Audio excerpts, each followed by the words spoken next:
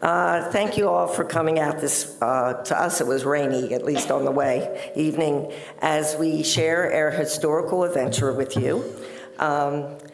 I want to thank the New Holland Area Historical Society for inviting us here to speak about our adventure and finding the 23 markers along the Mason-Dixon line in Cecil County, Maryland. It was an excellent adventure. I'm Edith Bacon, the younger of the sisters. That's old Emily back there. I'm the one that had the vision, and she's the one that has the sense of direction and knows all about history. So I'm a retired educator, mainly kindergarten teacher. I'm a wife, a mother, a grandmother, a great-grandmother, and a gardener, a basket weaver, and I love the outdoors.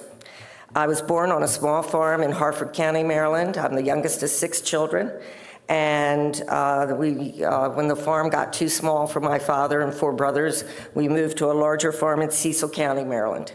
So I've spent most of my life in Cecil County, Maryland, with some moves here and there. Okay? Emily? Am I ready? I'm the old sister.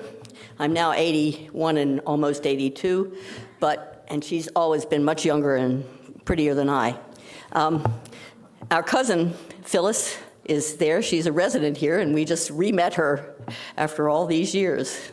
Cousin once removed? Her grandmother was my father's third oldest sister out of 14. So my father was the baby. So we have many cousins, and there were many different ages. So at any rate, I shouldn't be telling you this because we have to watch the clock. We talk too much. My name's Emily Kilby. I'm the old maid of the family. I have been a teacher. I got 2 master's degrees and then taught 1 year at Harrisburg Area Community College English, and then went back to the home farm and did farm work, milked cows. I worked on horse farms. Horses were always my passion. And after about 8 years of manual labor, when all my aunts would say, "Oh, she has master's degrees. Why is she wasting her time doing that?" And I did learn that I really liked being outdoors. I liked doing physical stuff. And so I started working on a thoroughbred farms, as I said, and that led to learning more about my favorite subject at that time, which was horses. And I wrote an article for a horse magazine called Equus. It was about a year and a half old, the magazine was, and they invited me to come and be a staff writer for them. And at first they said I had to live in Gaithersburg, Maryland, which is outside of Washington, and I knew I didn't want to live in a garden apartment in suburbia, and I turned them down, and then we made a deal. I commuted 100 miles to go work at the magazine for 3 days of the week, and then I'd come home and take care of my horses and milk cows. So I did that for 10 years, and I got tired.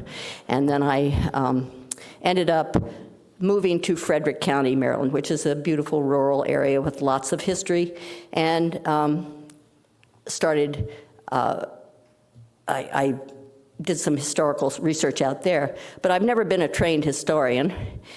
But little by little, I've learned more and more. And so I worked for the magazine until 2004 and did a couple other jobs and ended up retiring and moving back to Cecil County, where people like my sister could look after me if need be.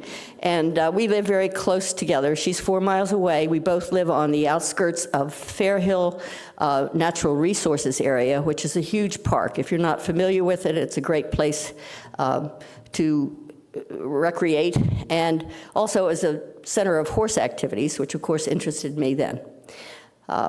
I started wandering around the park with my dogs and kept noticing all these holes in the ground with stones and walls still standing, and I said, "What was that building? Why is it there?" And nobody had answers, so I ended up saying, well, I guess I have to find out for myself. So that's how I became the Fair Hill historian. If you ever want to know anything about Fair Hill's previous existence, I know it. So, but the Fair Hill has its northern border is the Maryland line, and there are 4 Mason-Dixon markers along the top. So I became somewhat familiar with the history through visiting those markers and learning about them. Oh, I need the clicker. Oh, already? Okay. Well, I think, am I going on? No. Oh, I'm not. Oh, I've forgotten. Sorry, I told you we weren't professional. Sorry. Oh, okay. So there we are. Okay. Before we start the presentation, I'd like to ask a show of hands as to who immediately thinks of the Civil War or slavery when you hear the words Mason-Dixon line. Yep, okay. That there's a good reason for that, since Mason and Dixon's names were not on the report, the original report of, I won't give the date. 1768. Oh, that's what I have written down, 1768. And she had a disagreement with me when we were talking about that. Okay. And were not associated with the Pennsylvania-Maryland border until 50 years later, when the Missouri Compromise banned slavery north of Mason and Dixon's line, therefore making the line an ideological divide. By the end of our presentation, I hope you have a better idea of the history of the line and what it represents. Okay, what it originally represents. Okay, all right. Now, oh, wait a minute. Oops. Wrong way. Wrong way. Press the other side. But I am pressing. Do I? Oh, I need to point at that direction. Oh, okay, sorry. Okay. All right, all right. All right. Our mission was to find the 23 east-west markers in Cecil County, Maryland. And that was my vision. You know, once I started, I said, well, let me find all 23, okay? And why? Because maybe my mother was always very curious. I seem to have a natural curiosity about the world, always wanting to know what is around the next bend in the trail, natural excitement. I'm a little ADHD, so always something to do, the thrill of the unknown, feeling of accomplishment, who knows. Remember, always to say yes to adventures, for otherwise you lead a very dull life. Okay? And my quest started out slowly with my friend Linda introducing me to letterboxing and my friend Vicki introducing me to geocaching. And these are both treasure hunts that combine hiking and online clues, orienteering or GPS, and creative problem solving to find a hidden treasure. And the Mason-Dixon markers are definitely a hidden treasure, having to dig for them. Okay, all right. Oh, are you, my turn? I don't know. Let's see. What's next? What's next? What's next? Oh, wrong way. Huh? What am I doing? You're pressing the wrong button. Direction. There. Okay. There we go. There we are with Okay. the original mission. We rearranged things, so we didn't practice it. We've done this program like 4 times, so we should get better, but it doesn't seem to be happening. So anyhow, this is the map that Mason and Dixon turned in with their final report after they had done their survey. And you can see, and this is just the Cecil County section. And it goes from the northeast corner of Maryland and Pennsylvania, to the Susquehanna River. And the Lancaster County area is only this much. All the rest of this is Chester County. So you get Lancastrians get only 5 markers. So, okay. The whole reason this began was that Maryland and Pennsylvania were colonies, obviously, you know that, and Maryland was the first to get a grant from Charles I, and their boundaries were supposed to, Cecil Calvert's, and he was the Lord Baltimore, that's where the name comes from, was supposed to have the land with the Potomac River as the west boundary. And if you're familiar with the map, that's why the western boundary of Maryland is so wiggly, because it follows the Potomac River from the mountains of Garrett County down to the Chesapeake Bay below Washington. So all that was an easy enough one to define. The river did the definition. The southern boundary went across from the mouth of the Potomac to the other side, across the Chesapeake Bay, and it was a straight line over to the Delaware Bay. And the original boundary for Maryland was to be the west bank of the Delaware Bay. So it would have, Maryland's land would have included all of the Delmarva Peninsula. Oh, and so the northern boundary was the problem because the deed said that the 40th parallel was to be the northern boundary. Nobody in that time bothered to go put stakes in and say, this is my land, because obviously it was barely settled. Most of the settlement from Maryland was down in the, along the Chesapeake Bay, the southern reaches of the Chesapeake Bay. So along comes Penn in 1681, right, almost 50 years later, and he's granted by Charles II, he's granted half of the Delmarva Peninsula. So there goes that much from the Calvert's land, and his southern boundary was to be the 40th parallel as well. But strangely enough, his surveying people said that the 40th parallel would give him even the city of Baltimore. So he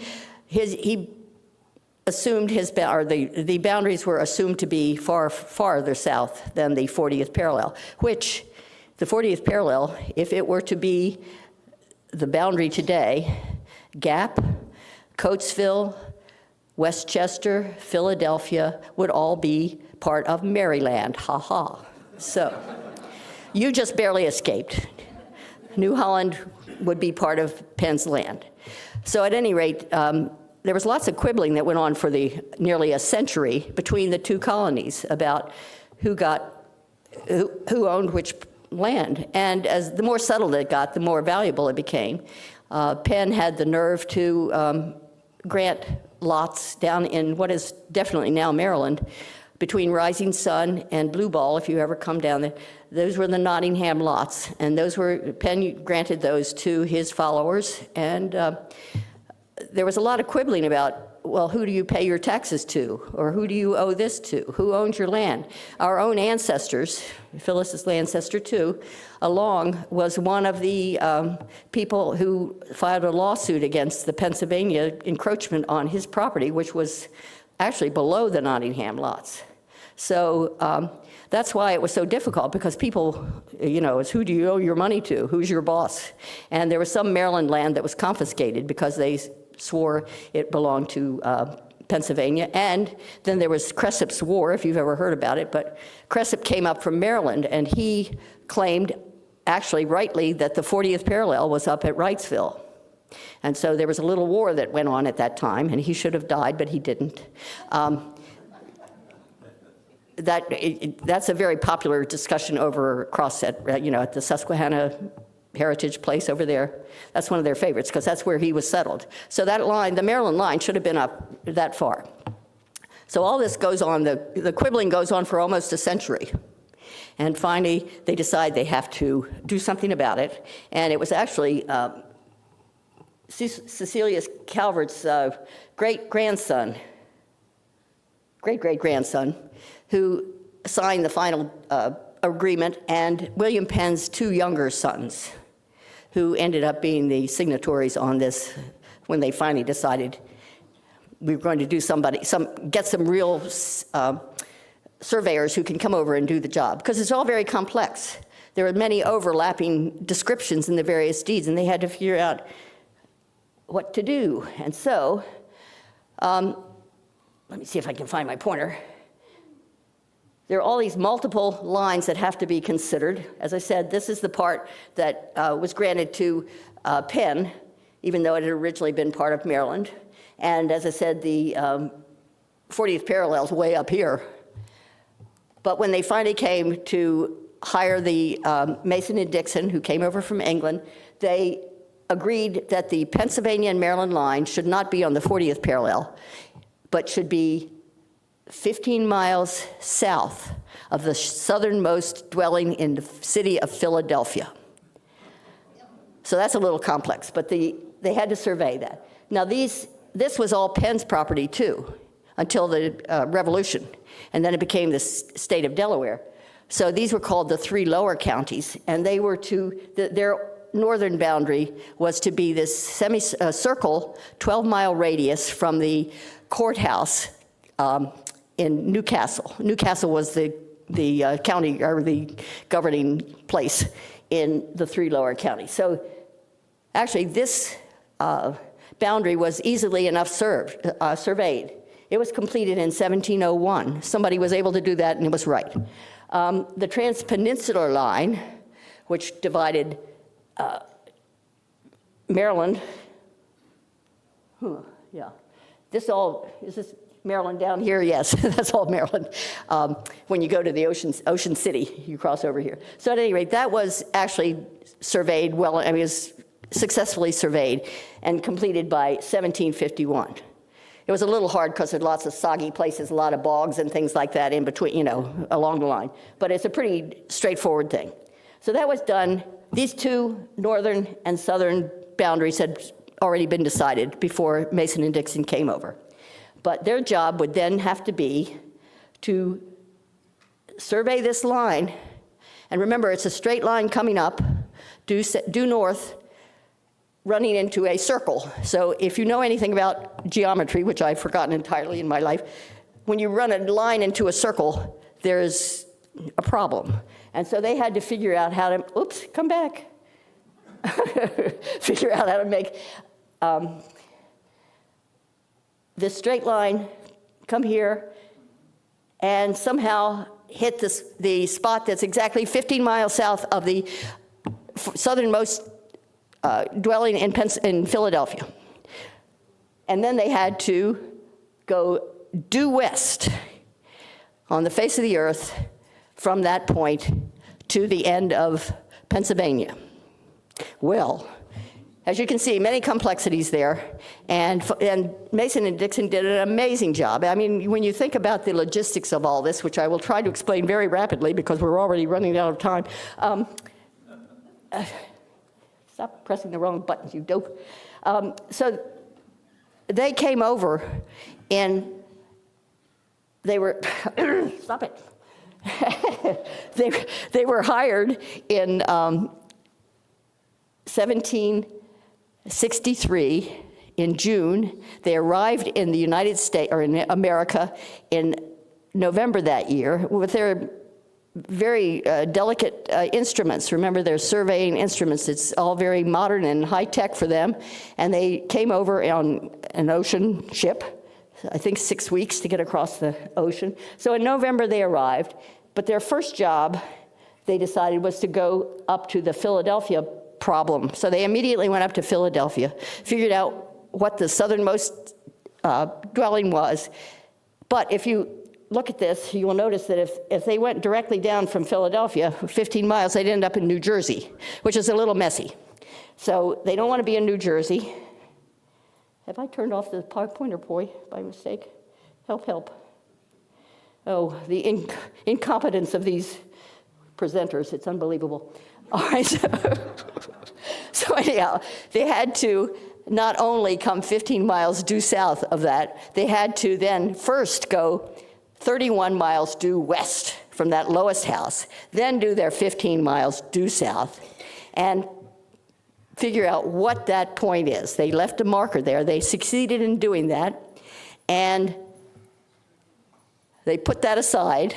Next step, so that the summer of 1764, they did the Transpeninsular line.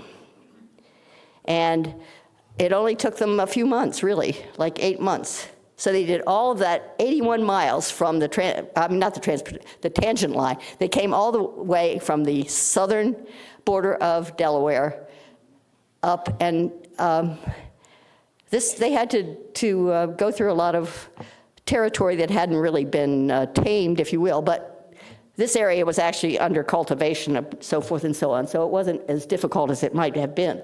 So they did that in the summer of 1764, and then arrived up at their point where they had to make all these 3 corners meet, which was really tricky.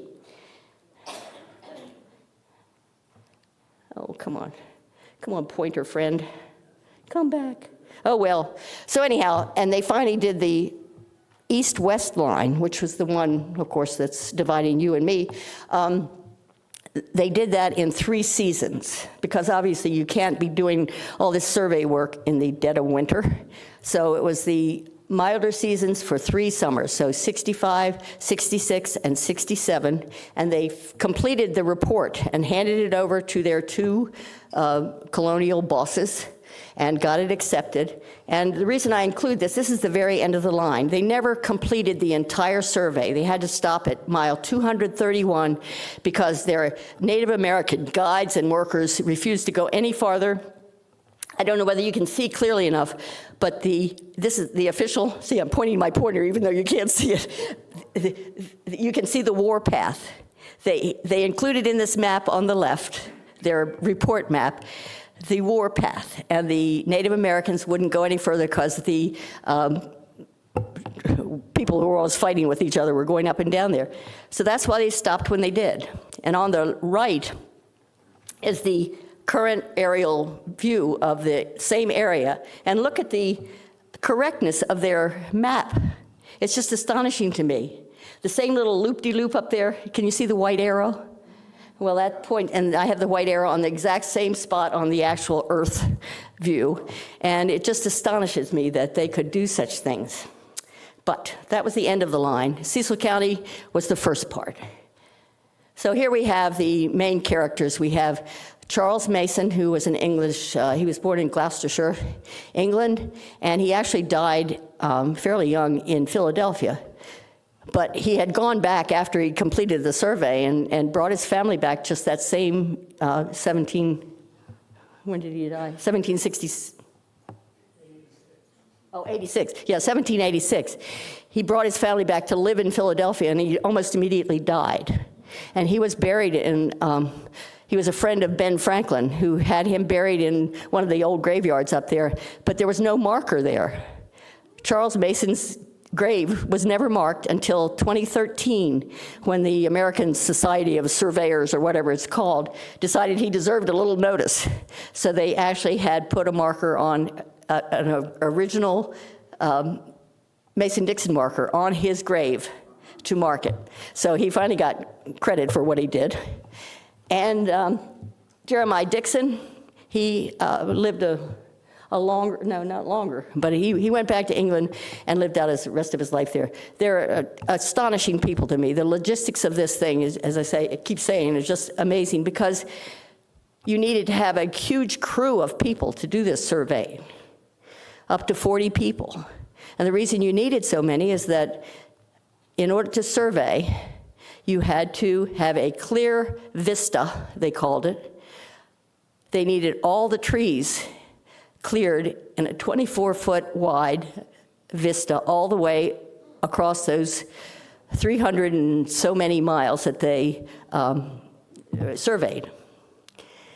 And so they had axemen who cut down these huge virgin hardwood trees, and they needed people to be chain bearers who will pull the chain out as they survey. You need provision of people to feed you and put up your tents and take them down and haul them around, and animal drovers and so forth. So at any rate, it was a big deal.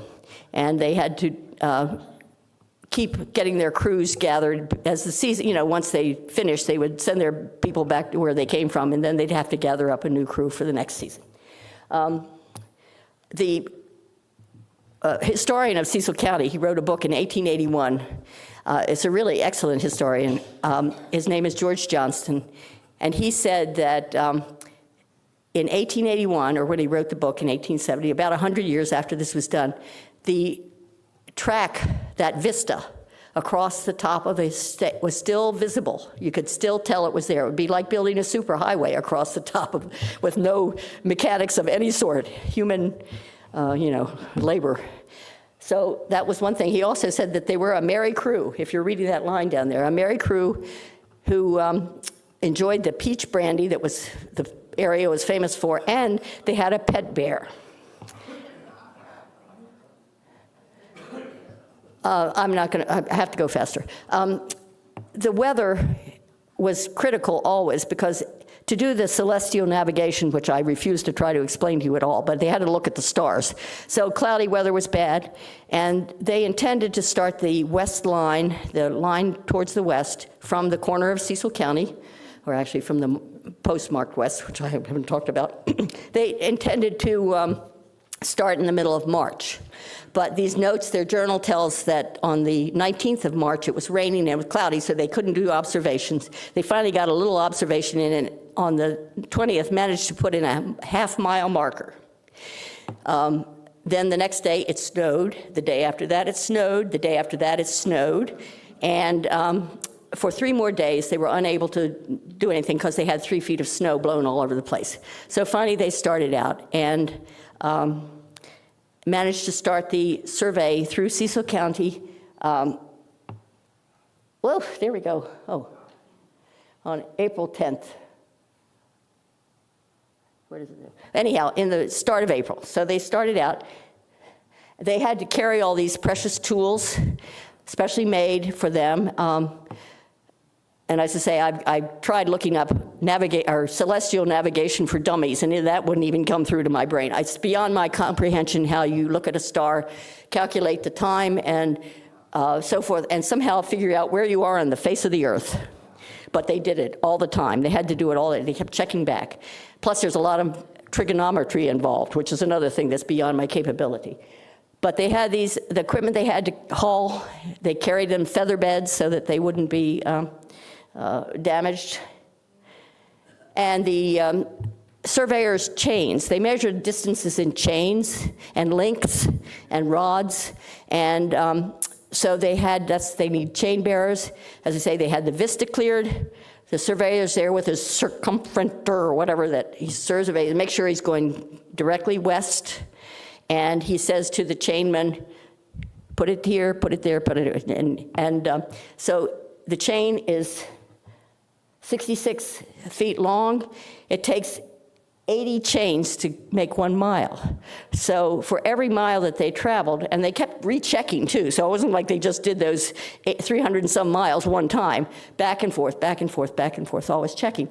So plus the distance was air miles, it wasn't terrain miles, so you had to deal with that too. And they put the stake in the ground and so forth. And every mile, oops, here we go, backwards again. That's their mathematical stuff they did in their journal. Don't ask me what any of it means. The things that we were looking for are these Mason-Dixon markers. They placed one of these every mile with an M on the south side and a P on the north side. You'll notice the one on the right is what we generally saw. The ones on the left are the ones that somehow got spared the weather and the other abuses of time. They're out in the western part of the state, put in later. So this is what they've ended up looking like. Every 5 miles, there's a crown stone, it's called. And it's called that because the family seals are on the Calvert family's on the south side, the Penn family seal is on the north side. So in Cecil County, and these were all made in England. These were quarried of Portland sandstone and carved there and shipped over. They're about 4 to 5 feet long. They weigh about 400 to 500 pounds. The flutes that you saw on them on the sides, so they were carved so that if a rope were wrapped around them to move them, it would adhere, it wouldn't slip off. So you can imagine the complexities of ordering them, shipping them, hauling them from the ports to the place that they're going to put them in. Impossible to believe. In Cecil County, there are 4 replacement markers. The rest of them are there. So there are 19, no, not quite. There are 18 original markers. What?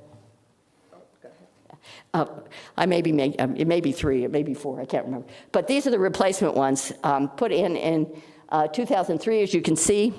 They look different, but they are in place where they belong mostly. There's one that was replaced earlier in 1900.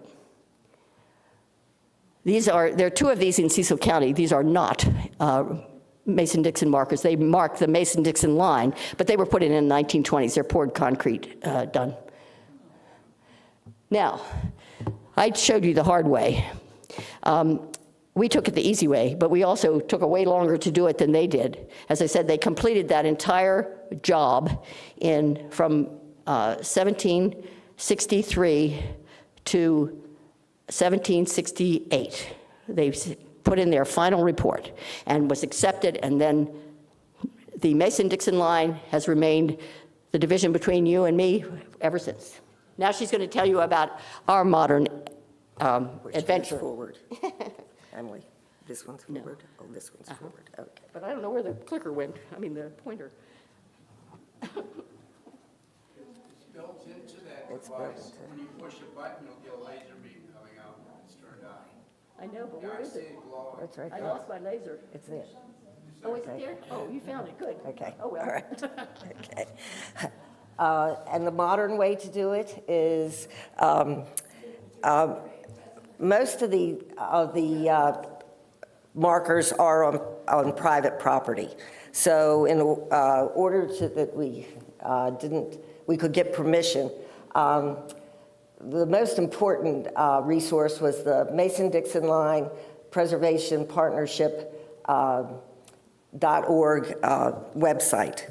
And another important thing was the looking who owned the property using this site, the Maryland deed site.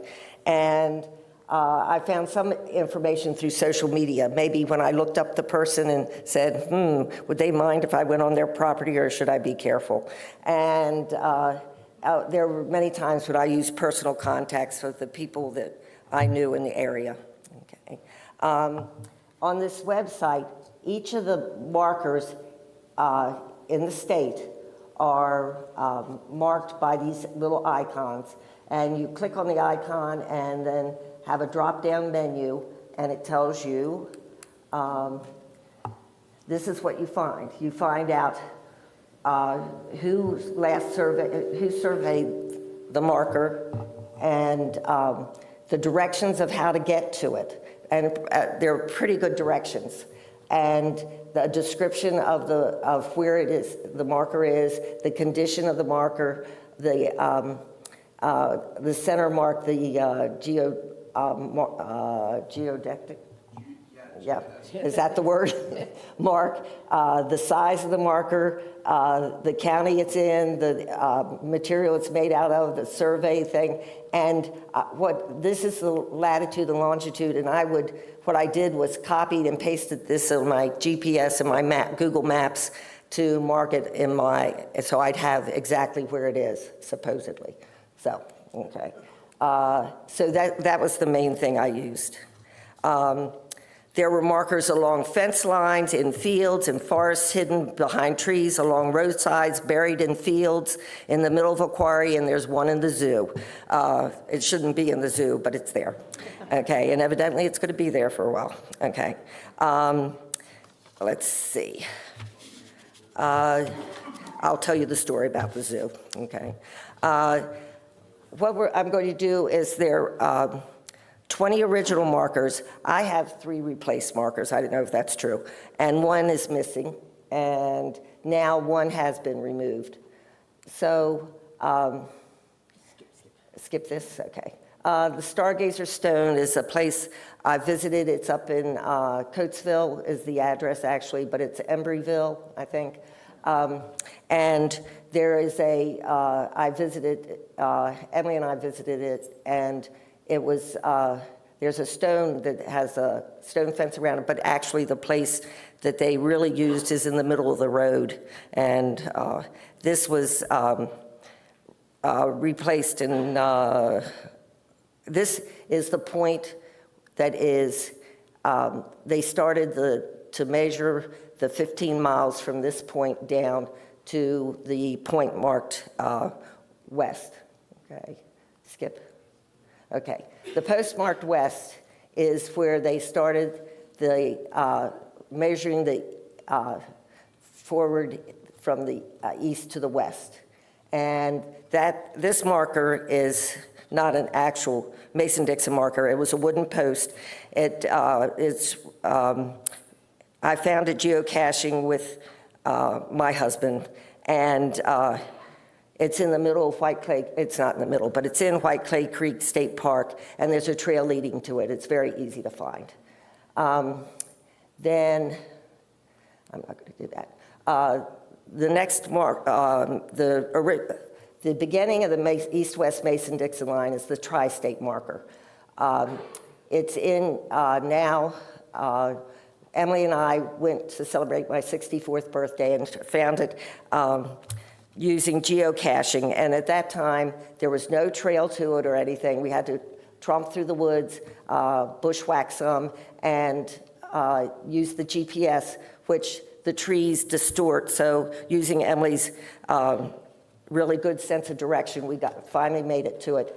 And that was in 2013. And then that's right. In 2015, they finally made a trail to it that's in White Clay Creek State Park in Delaware, and they had a dedication for it that I attended. So let's see. Now, this is, Emily's already talked about this. This is the original timeline between April 10th and May 11th, 1765. Mason and Dixon did the line, and air timeline, it took, maybe, let's see, 11 years. But of course, we made sure we had to do it between fall and spring, and we only did it in the best, mainly the best of weather. So the very first marker is on Elbow Lane, and it's easy to find. It's right along the road, and you can stop. It's a not very traveled road. You can stop and take a look, and it's the very first one also in the Fair Hill Natural Resource Area. It was, are those pictures? No, okay. It has a concrete, back in 1901 to 1903, they resurveyed all the markers, and they stabilized them all with concrete, and so this one, you notice the concrete around the base, it was stabilized. The Maryland side always seems to be the best side because the Pennsylvania side is facing north and has the worst weather. So this one has also the date 1901 on where it was stabilized. Okay. Marker number 2, okay, 15 minutes. Marker number 2 is also in the park, and it's easy to find. It's along a road in the park, and it's, let's see, it was probably abused by farm machinery before the park was built, or recognized till they bought it. And it has the M and the P on it, of course, but very, very abused looking. Number 3 is one of the first ones I found, and I found it with, Emily and I found it with geocaching. And there was no trail to it. It's in the middle of the park, not any place to park near it. So you have to, it's a hike to get to it, and it was in the middle of the woods. It was in the middle of a forested area, and now there is a trail that's closer to it, and it's not hard to get to. And this has, the middle picture is from, you put it in from the Historical Society, okay? Yeah, it's an earlier picture. The two on the other sides are ours. I'm not sure Emily added that. Okay, number 4 is an original marker, and it's in the field, in a field in the Fair Hill Natural Resource Area. It's a distance to get to because you have to park where the park says, where they is legal to park. So it's a walk to get to this one, and there are some children of a friend. And then there's my granddaughter, Annalia, and I put that in. I found it doing Park Quest with my granddaughter, just to give you of an idea. You're going to see her later on how long it took me to find all of them. Okay, so she's my youngest granddaughter. Number 5, it's an original one. It's the first crown stone, and we knew there was a stone somewhere near Louisville. I went into the post office to ask about where it might be, and they said, oh, it's down there behind Crownstone Feed, which makes sense. And so the owner, Pal, do you want to tell the story about Pal? I went into the store and said, can we go see your marker? And he said, I'll come with you. I said, oh, don't worry, we can find it ourselves. He said, no, you can't. And he picked up his shovel, and out we went. And it's out in the middle of the hayfield. But it was mainly that I had no idea at the time that they could possibly have been completely covered over with erosion. So anyhow, here's the example. So, yes, so he had to dig this one up for us, and he dug around it, and it's, and probably because had been under the ground, it was well preserved with the crests. Okay. I am. Oh, I know. It's this way, right? Okay. And those are the crests on the one that's covered up. Okay. I think he leaves it uncovered He leaves it uncovered now because people keep pestering him. Okay. So that was, right. Number 6 is an original. It's in the, on a fence line on Patsy DuPont Farm. It's a preserved farm, and it's owned by the Cecil County Land Trust now. And so my brother was president of Cecil County Land Trust, and so it was easy to get permission to find this one.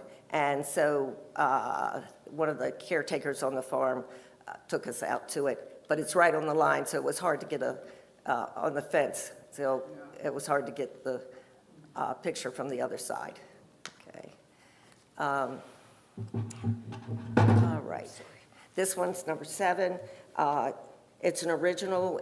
And it was in an overgrown fence line, and it was in a gated horse farm. And we drove up after we found number 6. We drove up to where number 7 should be, and it just happened that the groundskeeper was right by the gate. And we told him what we wanted. He said, oh, sure, I'll let you in, and let us in, and took us to where it was. It's an overgrown area with lots of stickers and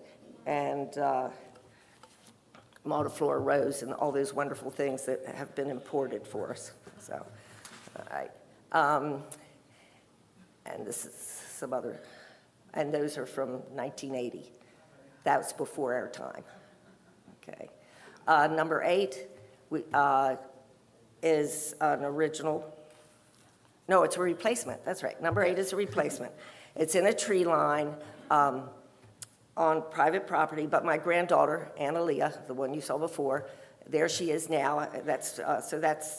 She was 21 here. So she was 11 back in the other picture. She knew the owner, so it was easy access. And the former owner was Warren Johnson. And he wrote a book about his life, his memoirs. And on the front of the book, he has his hand on the original stone. So there is a photo of the original stone. And I'll put it over here if anybody wants to look. So Warren was a turkey farmer and had a restaurant called Warren's in Fenwick, Delaware, if you've ever been there. Okay. Let's see. Number 9. That's the replacement. That's what the replacement looks like. And it was placed in 1766, but the replacement was in 2003. Okay. Oh, and there's Warren's. Okay. Number 9. Number 9 was this was a little more interesting. It was, I'll call it original because, but it was in a field. And the field that it was in was once owned by my first cousin, a Harmon Weaver. And it's now owned by Amish. It's part still owned by Harmon's daughter, Lois. And my mother told me the story that she said, oh, there's a Mason-Dixon marker in the Weaver's barn. And in my mind, it must have been a marker. But we stopped and we talked to Lois. I am. Oh, wait. We stopped and talked to Lois and had a nice chat. We hadn't seen her in years and years. And she said, oh, the Mason-Dixon marker, oh, it is in the barn, but it's painted in the barn. And the cows would come in to be milked on the Maryland side and go out on the Pennsylvania side. So, okay. So as we're sitting on the porch, we looked across at the field, and I thought to myself, oh, how could you ever find a marker in the field? Lois had never seen the marker in her lifetime being there on the farm. She'd never seen the marker. So how old is Lois? 60, 70? 70 maybe. So in her lifetimes, there had been no marker on the farm. So I went back again to see the farmer, okay, that owned the farm. And this was I felt a sort of urgency because I was getting my knee replaced the next day. And I wanted to make contact with the owner before spring planting and talked with Ivan, the Amish owner, and he gave me permission to dig in the field. He said, yeah, I'll come back anytime and dig. So I walked in the field and looked for the spot with my GPS on my phone, and there was nothing visible, no marker, and that's the spot I thought it might be in, using my GPS. So then the next day this happened. And then on a month after I had my knee replaced, I Took her slave out. I took Emily out, and she had her shovel, and we took her out in the field, and she started digging around where my phone said it was, and dug a little in one area, and then sort of changed it, and dug some more, and hit pay dirt in the field. Down, if you see. Click that side over there, Earl. Oh, okay. How do I click that side? Well, I don't know. How do I do that? anyhow, there's a video here, maybe, there, Oh, okay, just do that. to show you the scenery where we found this thing. I mean, there's no way you could have ever known it was down there, and we just, pure luck Thank goodness for phones. for GPS. It really does work. That's when I started really relying on it. I didn't trust it before. So we did that, and then Emily was a little tired after digging, so, but happy that we found something, that we found the base of the marker. And I wanted to see a little more, so I brought my husband back the next day. Of course, he had to bring the wheelbarrow and every tool you can imagine to dig around, and he dug all around it and got down to the concrete. So it must have been there in 1901 because there's a concrete base down around the base of the bottom of the marker that was broken off, okay? This is just like 6 inches stubs. Yeah, and so we covered it back up, and who knows if anybody will ever find it again.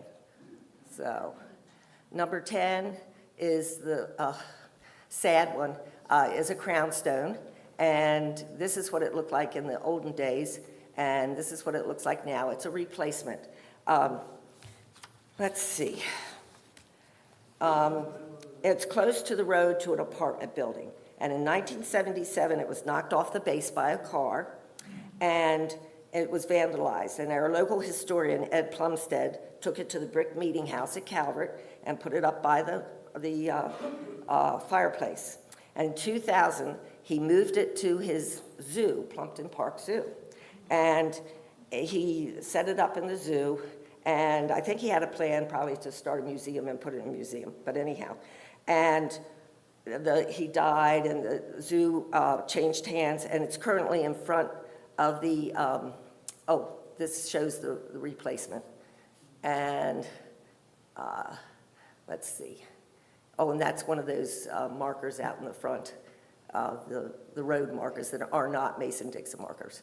So it's currently in front of the burned-out reptile house on the ground, and treated miserably, okay? And then, do you have a picture? Okay, and then the replacement was knocked over by a car too, but it has been uprighted since this, okay? The That unluckiest happened one. it's the unlucky marker, okay? Let's see. It's not moving. Okay, number 11 is off a road along a fence line on a driveway that goes back. Emily, we weren't quite sure. We were on private property. I had not gotten permission, so Emily hid in the car while I Shot. went out and took some photos of it. Okay, so it's just on a lane that goes back. Number 12 is along a road right by State Line Road, and this is the most pitiful looking one of all. It's hit by all sorts of road equipment. If there's snow, I'm sure it's hit. There's open fields and wooded land about it, but it's in really bad condition. That one's really pitiful. So disrespected, it's disgraceful. Yeah. But you And can go there's- see this easily, just drive on State Line Road, and it's and- right down there in the mud puddle. Open your door and look out. Okay. Okay, that's it still. Number 13 is an original. It's behind Ag Industrial Equipment on Route 1 in Rising Sun, and they know that it's there, they have it marked, and they took us back to see it. Okay. And it still has its fluting on some of it. Oh, and this is another one in Sylmar near Rising Sun. That's not a marker. Okay. Number 14 is an original. It's back in the back woods. If I knew what a quarter mile looked like and trusted my GPS, we would have found it on the first day. But we went one day. I know the farm owners, and they said it was all right if we went back and looked for it. We had to go back a second day. The description said there were boulders. We found the boulders. We climbed down, and it was probably, and it was behind a tree. There are orange surveyor strips there. Okay, so we found it behind a tree. And, okay, and it's, we were wondering why it looked so pitiful and hacked up being where it was, because it was. Nobody would farm down there. Yeah. I mean, you know, couldn't have been farm equipment down this boggy place. But we were happy to find it. Okay, number 15 is a crown stone, and it's on private property also. I asked people that lived next to the property owner if they thought it was all right if we went back, and we did. And we wandered around a little, not trusting my GPS, but then Emily's sense of direction came in, and we found it. And it is, if you can tell, it's painted. Somebody painted the Maryland crest. Don't know why. And this is a 1930 picture of it with the lady. I should have stood on some of them and Yes, could have you taken should my have. picture. So, the Calvert seal. All right. Number 16. Number 16 is an original. It's on a right-of-way to Penn's Woods. If you notice all this wooded area up here, this is Penn's Woods. And the Cecil County Land Trust was asked to purchase the right-of-way back to it so that the state could go back and work in the woods or something. So my brother was involved. He knew where the marker was, and so he walked us back and found the marker. There was also a strange monument. That's a picture of somebody built back there, and who knows why. And it was going to be a private home back there, and I think some of the rubble from where they were going to do the private home got used as a monument. So the M and the P, right? Number 17 is was at a private residence. This is one where I just went up to the door and knocked on the door, and when I knocked on the door, 3 generations of people and 3 generations of dogs came out barking. And I was in the And car Emily where I was was sitting safe. in the car. So the older generation said she knew where it was. She said, yeah, you can go back and look for it, go this way. And if you can see, it's right here behind a poplar tree. And that was hard to find. And the leaves were covering it up. P, right? Yes, P and M. All right. Number 18 was an original, and this was the last one we finally got to because of my knee replacement and getting permission to go on the Boy Scout horseshoe camp. And I had to go through lots of people to get permission to go back and see this and sign waivers. If you'll notice, the Octorara goes all around, and this is where the Mason and Dixon had to cross it several times and get where they were going. It's in a cage, I guess to keep the Boy Scouts from chipping pieces off of it, which I think they used to do. And the trail was hard for me because this was, say, a month after my knee replacement. So anyhow, and they say in the description that it's not exactly square as to where it should be. Okay, number 19. Now, this is a more interesting one. Okay, as you can see, number 19 is in the middle of a quarry. Yeah. Okay, and so in December in December 2021, Maryland Public Television had a segment about the resurveying of the Mason-Dixon markers, and it featured number 19 as one. It was going to be moved because it was endangered, being in the middle of this quarry. So I said, oh my gosh, I've got to get this one before they move it, you know. So I called the scale house. The lady in the scale house didn't have a clue what I was talking about when I said what my mission was to Mason-Dixon marker. So I called the main office of the quarry, and there was one guy there that knew something about this. He said, oh yeah, let me find out and see if I can find something. I'll call you back. But he never called me back. So then Emily and I were out looking for other markers, and so I said, let's stop by, and I'll go in and see if anybody knows. So I got out, Emily sat in the car, and I went into the scale house, and it was the same lady I talked to on the phone. And she said, I don't have a clue where it is. Let me call Jay. Jay, let me get Jay up here. And she called him, Jay, get up here. Some lady wants you to talk to you. So Jay came in, and Jay knew exactly what I was talking about, and Jay was so kind. And this is where the marker was. Jay took us out to the marker and showed us the marker, and all this big equipment's going everywhere around. And so, and this is how it looks, all damaged and run over. And Well, the middle one's an older, an previous older one. Okay, and this is Jay, and Jay said, yeah, well, you want to see the quarry? So he took us on a tour of the quarry. We went down all the way to the bottom of the quarry. They mined serpentine there, and took us all around with everything going all around. Okay, so anyhow. He moved so that. And then They needed to move it so they can dig. I don't have. Oh, Emily, that's where the marker is. From where we were down at the down the bottom. middle of the quarry, that's where the marker is, up on the top of the hill. Okay.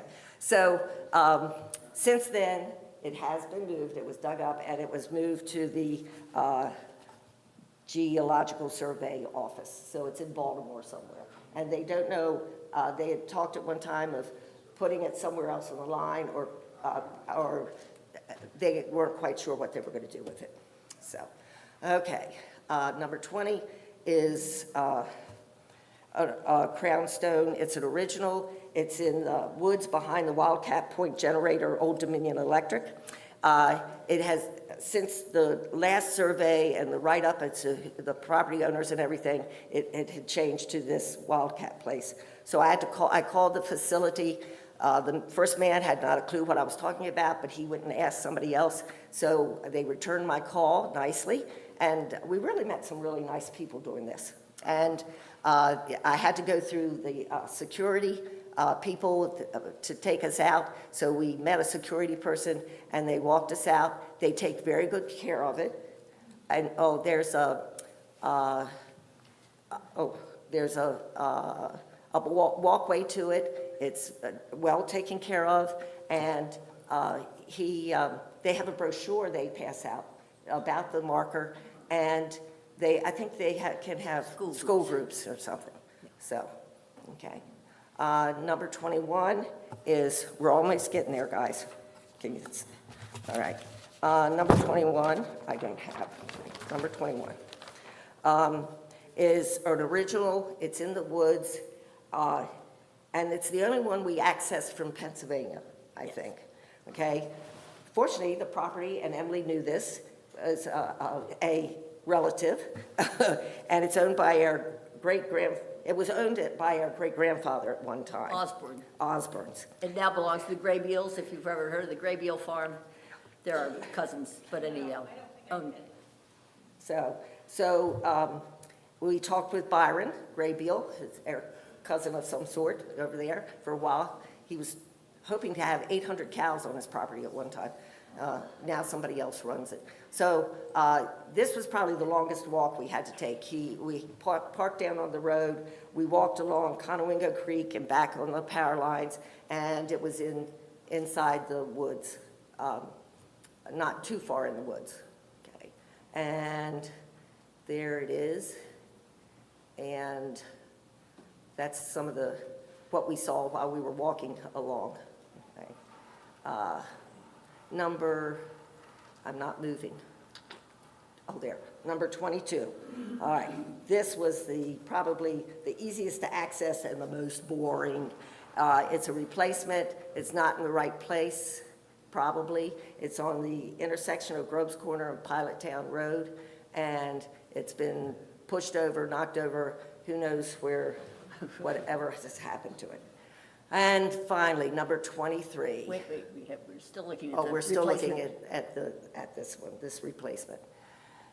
Number 23, the first attempt was January 26th. This one had a really detailed description on the Mason-Dixon website that I used. And it even had the name of the person that owned the property, George Hassler, and it gave a phone number. And Emily and I have both worked on Hilltop Farm in Calora, which Jill Hassler, his ex-wife, was the manager. Okay. And so we knew of the Hasslers. And so I called the number, and I knew George had died. And so I called the number, and I got the Ferguson and Hassler store in Quarryville, but it's now Giant, I think. Okay. So I knew it was the right Hassler I was trying to look for. So I tried to contact some family members. I knew nobody ever responded to me. So we took the chance, and we drove down, and it's right on the edge of the Susquehanna.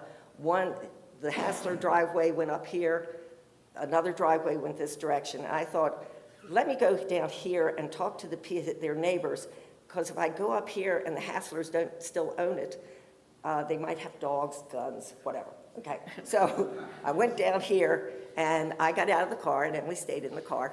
And they had dogs. They had dogs. I knocked on the door was a little open, and the dogs opened it the rest of the way. And then one came running out from around. So I went back to the car, but a man came out, a very kind man came out, and I told him what we were looking for and wondering about the people. Do the Hasslers still own the property at the top of the hill? They did. We drove up there. There was nobody answered the door. I left a note, and the lady who lived on the property called me back, and we made an appointment for 3 days later, and we went and visited and talked Hassler talk about Hilltop Farm, horses, other things, and Kirk took us out to show us and this is probably the prettiest view, okay, of all of them. Walked us out to where the marker was, and this is the marker. I have a friend who I didn't know before this, but she got married out at this marker because she knew the people that lived on the other side of the marker or something. Okay, so this is our final marker, and That was, okay.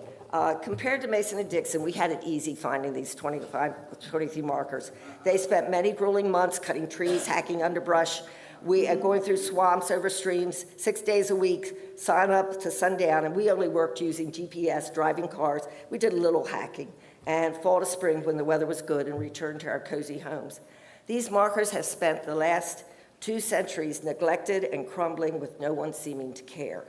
The Mason-Dixon Line Preservation Partnership is trying to put them on the National Registry, which will make them eligible for grant money. I've been in touch with Chris Connellan, a founding member of this project, in hopes of getting number 10 out of the zoo. And I just talked to somebody that the owner is refusing to return number 10. And I don't know why they think they can have an ownership of something like that. But anyhow, quoting Chris from a Popular Mechanics article about the markers, he said, "We're not just talking about the stones, we're talking about the preservation of a historic event, which took a historic effort." Okay, some people compare what Mason-Dixon did to landing on the moon.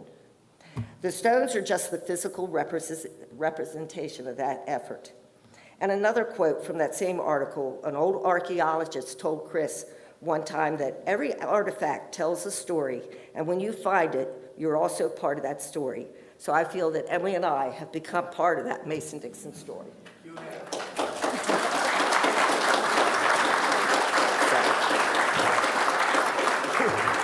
And we did appear on a BBC news program, believe it or not, 3 minutes. They sent a reporter down. He was here during the election time, and actually his focus was on the North-South division thing. But they wanted somebody to show them an original Mason-Dixon marker, so we took them to number 1, which is easy to get to. So somewhere in England, people saw us talk too, and not much more coherently than you saw us tonight. And there are a few books over there that reference about the Mason-Dixon line. So thank you for coming. Yes. Okay, and thank you for letting us. All right, everybody. See you in October.